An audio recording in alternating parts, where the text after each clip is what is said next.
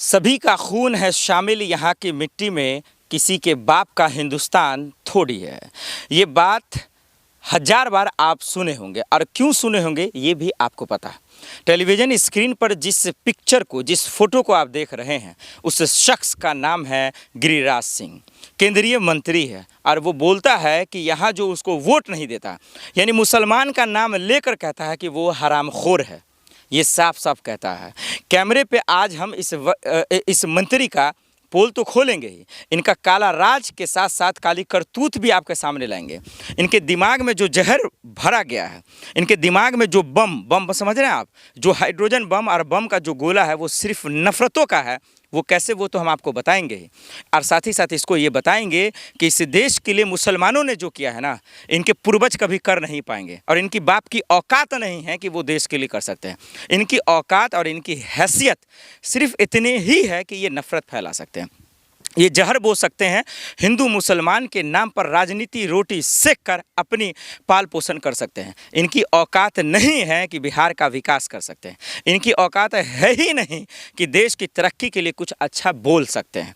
आइए पूरा वाक्य समझाते हैं कि क्या है पूरा मामला। हमने आपको स्क्रीन पे दिखा दिया गिरिराज सिंह की तस्वीरें। एक तरफ दिवाली की खुशी पूरा हिंदुस्तान मना रहा था, दीप जला रहा था, उस रोशनी से हिंदू मुसलमान की भाईचारा को जगमगा रहा था। लेकिन इस बीच में जो जहर बोने का काम कर रहे थे, जो अंधेरा फैलाने का काम कर रहे थे, वो बिहार की दहलीज से गिरिराज सिंह है। वो कहते हैं कि जो इनको वोट नहीं देता है वो मुसलमान है। वो ये कहते हैं कि वोट नहीं देने वाला मुसलमान समाज है, वो हमारा खाते हैं और हमारे वोट नहीं देते हैं, इसीलिए ये हमारा हरामखोर है, ये लोग हरामखोर है। मैं आपको गिरिराज सिंह बताना चाहता हूँ, फिर उसके बाद मोदी जी, अमित शाह जी और चुनाव आयोग से मैं सीधा एक सवाल करना चाहता हूँ। पहले आप समझिए, गिरिराज सिंह मैं आपको बता देना चाहता हूँ, आप एक नंबर के जाहिल हैं, आप बेवकूफ़ हैं, आप केंद्रीय मंत्री के लायक तो थे ही नहीं, लेकिन कैसे बन गए वो मुझे पता है कि दलाली और चाटुकारिता करने में आप कम नहीं होंगे। जनता से गलती हुई कि आपको उनको चुनकर आपको संसद में भेज दिया। संसद में भेजा ही गया होगा इसलिए ताकि आप कानून की रक्षा कर सकें और हिंदू मुसलमान की हिफाजत कर सकें और देश के लिए अच्छा कुछ बोल सकें, लेकिन आप नहीं बोल सकते। आपको जो वोट दे या वोट ना दे, उन दोनों की जिम्मेदारी है कि आप बराबरी का उनको हक दें और बराबरी का बोल बोले। लेकिन आप क्या जानेंगे इतिहास को, क्या जानेंगे कानून के पाठ को और क्या जानेंगे संविधान के हक को। जिसका औथ लेते हैं ना आप, जो शपथ लेते हैं, वो जो पढ़ते हैं उसके शब्द का मीनिंग आपको पता नहीं है। अगर आपको उसका मीनिंग पता होता तो ये मनमाना जो बोल रहे हैं आप, जो विवादित बयान बोल रहे हैं, ये आप नहीं बोलते। बिहार की दहलीज से इस वक्त मैं इसलिए ललकार रहा हूँ गिरिराज सिंह को, क्योंकि उन्होंने एक समाज को हरामखोर कहा है, मुस्लिम समाज को हरामखोर कहा है।